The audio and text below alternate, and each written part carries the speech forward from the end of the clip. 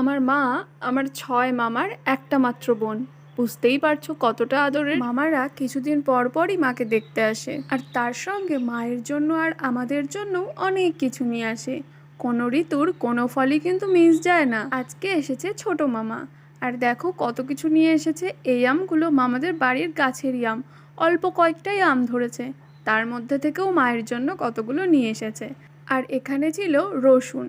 আমার মামার মেয়ে, মানে আমার দিদির যেখানে বিয়ে হয়েছে ওদের বাড়িতে রসুনের চাষ হয়। দিদি আমাদের জন্য কতগুলো রসুন পাঠিয়ে দিয়েছে। আর আমার মা এই মিষ্টি তেঁতুলটা খেতে ভীষণ পছন্দ করে, তাই জন্য মামা যতবার আসে মায়ের জন্য এই তেঁতুলটা নিয়ে আসে। এই তেঁতুলটা কিন্তু খেতে ভীষণই মিষ্টি। তেঁতুল নাম শুনলেই আমরা ভাবি যে টক, কিন্তু তোমরা যারা এই তেঁতুলটা খেয়েছো তারা কমেন্ট করে জানিও তো এই তেঁতুলটা খেতে তোমাদের কেমন লাগে। সঙ্গে ছিল আরও এক প্যাকেট মেরিলাইট বিস্কুট, আর এনেছিল